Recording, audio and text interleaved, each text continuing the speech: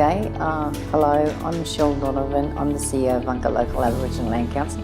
We're based in Maxwell on the mid-north coast of New South Wales.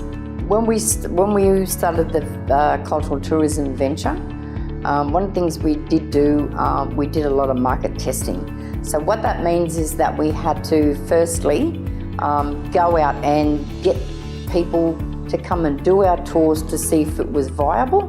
At first it was really hard in getting the Aboriginal community engaged. We ended up engaging with the TAFE, which made it a lot easier. And what they actually done was went out and students they were talking to and going to TAFE, they were actually asking them to see if they wanted to join, and also through the employment agencies as well. With the cultural tours, I become involved. I found a course that was run through Maxwell TAFE, and it was to do tour guiding. And I decided to do that while I was out of work.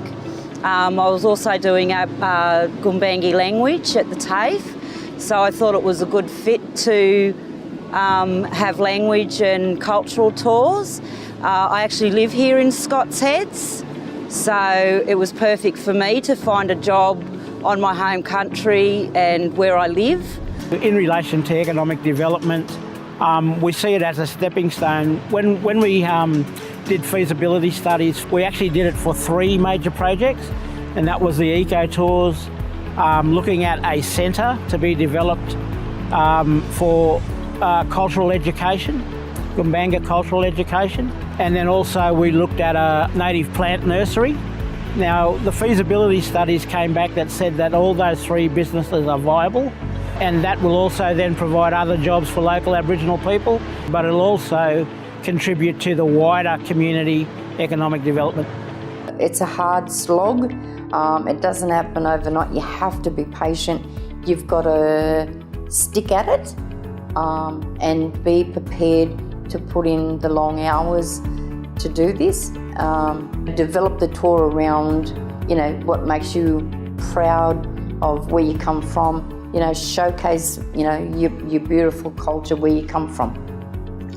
The advice I'd give to other LALCs about the cultural tourism ventures they may be starting is it's a great way to share and acknowledge our culture within the non-Indigenous community. It's also good for the Indigenous community as well, to get them engaged and get them connected back into country.